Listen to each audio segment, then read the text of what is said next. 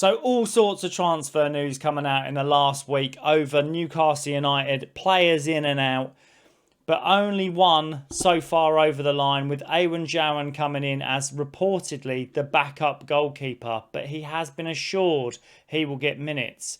But today we're going to look at the player I believe, and everywhere is reporting this, Fabrizio Romano, the BBC Sky, that Victor Muñoz will be making his move official within the next week or so, as reports saying he is currently agreeing a contract and with a view to having a medical while out at the World Cup in the United States for Spain. The fee being reported of around 35 million. We're going to go through who is Victor Muñoz, what can he do for Newcastle, and we're going to have a little look and compare him to the profile that he's being brought in for, with Anthony Gordon having just left us on the way to Barcelona. So if you're new around here, I'm Adam. This is Two for Joy. Get down there, like and subscribe. We are on the road to 1,070 subscribers required for me to hit my first milestone. So please make sure you get down there. Join us in the Two for Joy community. And otherwise, let's get into it.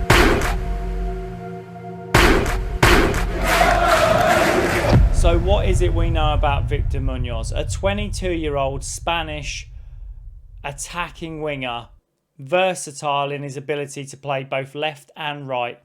Right-footed in the same mould as Anthony Gordon. A very fast player, technically gifted, high potential. He was a Real Madrid youth player that signed for Osasuna for a bargain fee of €5 million. Newcastle have reportedly bid the release clause of £34.5 million to take him from Osasuna to Newcastle United. And the interesting thing about this is Real Madrid have a 50% sell-on clause, so they will receive £17.5 million for the sale of Victor Muñoz to Newcastle. But when we look at Victor Muñoz as a player, 34 appearances this season, 6 goals, 2 assists in La Liga.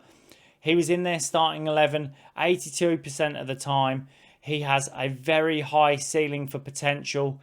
He is bought in the mould of a player that can come in the same way that Tino Livramento or Lewis Hall or other young talents that Newcastle have signed, and reach this kind of pinnacle ceiling in 2 or 3 years' time, where he will be valued in the market of the 60, the 70, the 80 million pound player. And what I would say is Newcastle currently are doing something that I haven't seen them do before in the market, and they are being front-footed and progressive in the way, proactive in this market and going out and trying to get deals done early. And I do believe this is the influence of having a good sporting director in Ross Wilson.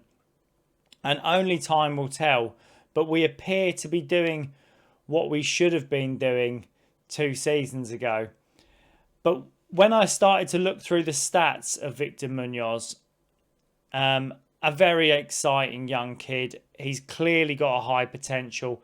He's got strong technical ability. He's very creative. He's a youthful addition to this Newcastle squad. And I wanted to compare him to what we've just sold.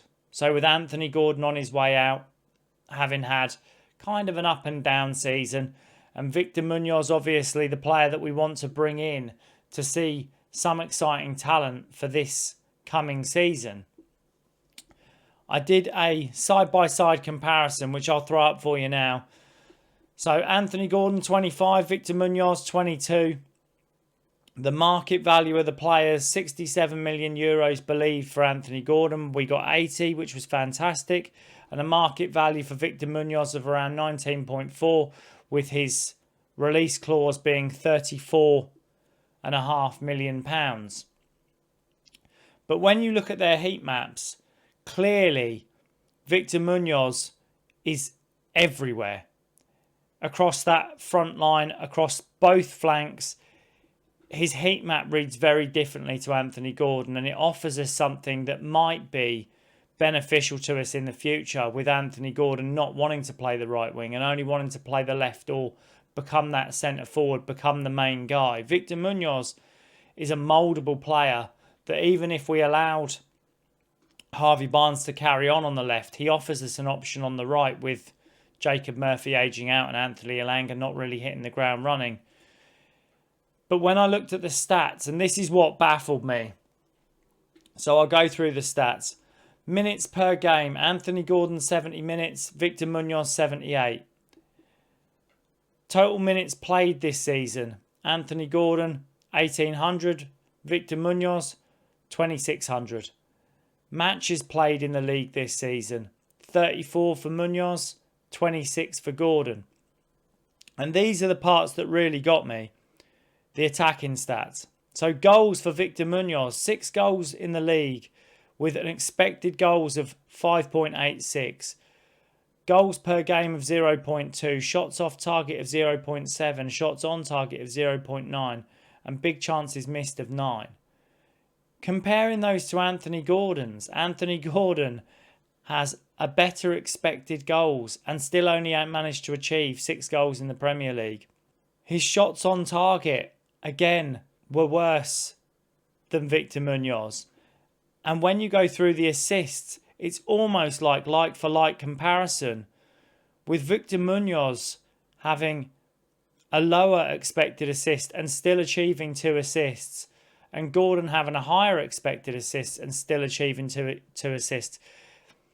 This kid has a real high ceiling and high potential for a 22-year-old. He has a stat in La Liga as being he has the best successful dribbles per 90, only bettered by Lamine Yamal in the league. Is a really high bar to set for him to come in. And interestingly, when I went through the defensive stats, again, better interceptions, better clearances, other stats of successful dribbles, more successful dribbles per game, more ground duels won, more aerial duels won. He was fouled more often. This kid has a really high ceiling and a big potential to go on and be something special.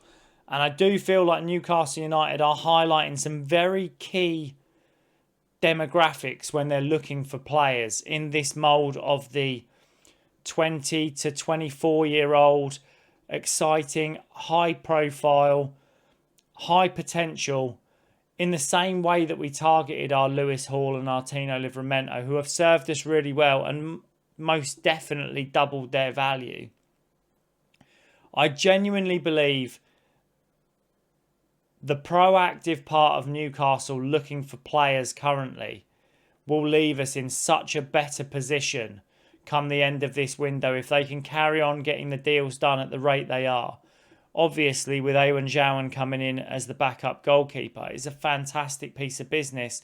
This kid, again, has a really high potential and reportedly has been promised game time, which is what we want to see. Whether that's a cup goalkeeper or whether that's minutes in the Premier League.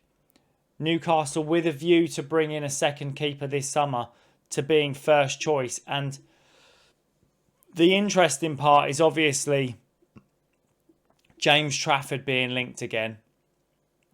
And I've been speaking to a lot of Man City fans, and City fans essentially don't want to lose James Trafford. They believe that Donnarumma is the here and now, probably for a season, maybe 2 seasons. But James Trafford is the future. James Trafford offers something that Donnarumma doesn't, which is probably the versatility of playing with his feet. James Trafford is a better ball player. But will James Trafford want to hang on for 2 seasons? And I can completely understand the Man City fans wanting to keep him and see the progression of James Trafford come through. But if Newcastle can get that piece of business done, and I do believe it's a very difficult piece of business to get done, especially as Man City are talking north of 30 million. James Trafford doesn't want to do the move until after the World Cup. It leaves us in a very vulnerable position. And whether Newcastle will wait that long to see whether James Trafford is open to the move. And I still believe he's always been open to the move. It's just the fact that originally we lowballed them to the point, or we lowballed Burnley to the point that it was impossible for James Trafford to get that move when Man City came in and offered the money that they did. My honest belief is he will have been brought to Man City as a first choice keeper on first choice wages, and that may be a sticking point for Newcastle. We'll see down the line. But obviously, in the same sense, Newcastle looking to move on Nick Pope. And I know there's been a lot of reports of Nick Pope getting a move back to Ipswich and people feeling like this may not happen because Kieran McKenna has now moved on from Ipswich Town.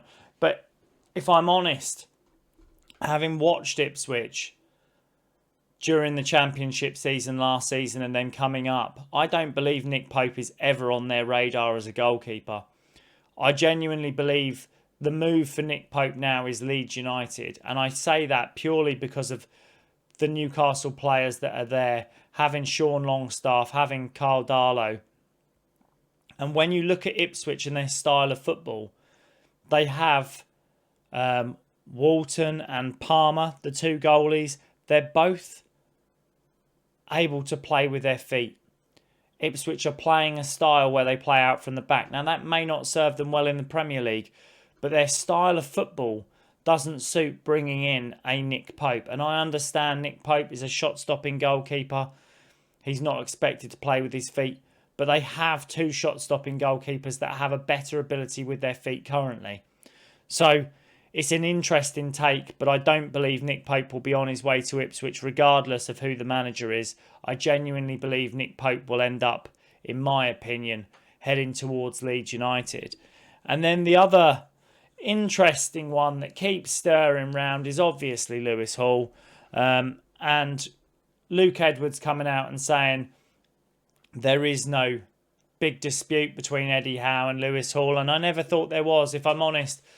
I believe Lewis Hall's probably grateful for the opportunities he's been given at Newcastle, considering he only ever played, I think, a handful, maybe possibly 1 or 2 games at Chelsea in the first 11. And since being brought to Newcastle and had to wait his time for that first season, he's relished every opportunity on not only the Premier League stage, but the Champions League stage. And that's pushed him into the position of being a contender and getting his England international debut. I don't believe a boy of his age in the squad that we have with the players that are around him would take that for granted and throw his toys out the pram and want to move to Manchester United over something as farcical as not getting into the England squad. Because we all know Jed Spence is not the best left back in the Premier League as an England international. We all know Lewis Hall is the better player, but that is the choice of the England manager, not the choice of the Newcastle manager. So I'd be very surprised if this hasn't just been blown out of proportion. And I can understand Lewis Hall ending the season last season in a position where he probably felt frustrated. I think a lot of Newcastle players felt frustrated, maybe being played out of position, maybe being dropped, maybe Dan Burn being favoured at left back to him. But the kid is still so young. There is so much opportunity for him. And when I see reports online, and it's everywhere at the moment, of Manchester United are interested, of willing to offer around 40, possibly 50 million for Lewis Hall. What I would say is, if you look at Newcastle's player sales of players that have been brought to the club under the PIF ownership, under this regime, and sold after the purchase, every player is sold for double the value we paid for them. And I do not believe that Newcastle would accept anywhere less than probably 75 to 80 million for Lewis Hall. I believe they believe in his ability. They believe in his potential. They believe that he will go on to be England's left back. We're not overawed in that position with an abundance of talent. We have one left back and Dan Burn who covers from a centre back position to left back. So personally, I don't believe that deal will happen.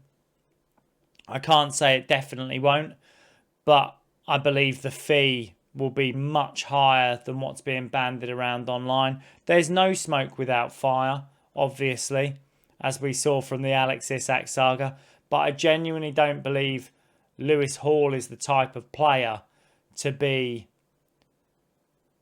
in the mould of an Alex Isak and throw his toys out the pram to force a move. And what I would say is, if that is the case, Newcastle would be well aware of the situation, seeing as Lewis Hall and Eddie Howe share the same agent. So, on that note, we'll wrap it up here. Like I say, if you've enjoyed the video, give me a thumbs up, hit the bell notification, make sure you sub, hype the video, all the good things. I'm going to do some more player comparisons. I'll be keeping my ear to the ground for any news of players coming in over the World Cup. But otherwise, guys, I'll see you in the next one.